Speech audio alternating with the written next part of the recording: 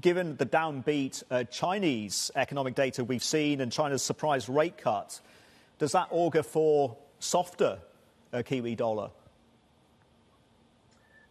Yeah, well, absolutely. I mean, we think that the risks to the Kiwi dollar in the nearer term are skewed to the downside, partly because of that global growth dynamic that you've talked about, but also we find it hard to sort of see, currencies rallying hard against the US dollar in the current environment with the Fed, hiking in 75 basis point increments or large increments, and inflation looking pretty, a big issue there. So I think.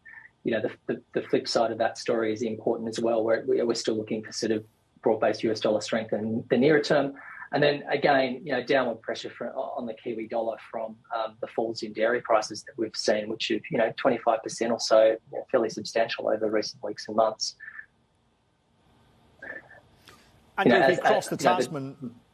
Sorry, if we cross the Tasman, Australia's labour force data, does that, or will that continue to imply a jobs market at its tightest in decades?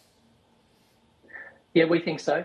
So we're looking for the unemployment rate to remain at 3.5% today, which is its lowest level since, as you sort of say, Sri, 1974, which is a fantastic outcome.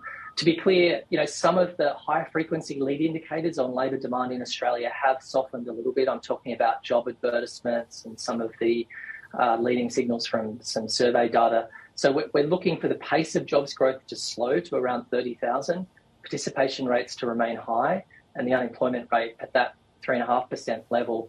Hours work probably a little bit soft because we are moving through the Australian winter at the moment, and we've had a number of we've had a major COVID wave, so some absenteeism have been affecting hours worked. But yeah, big picture for the Australian labour market is full employment, and that speaks to stronger wages growth, which we're expecting to see in a few hours' time.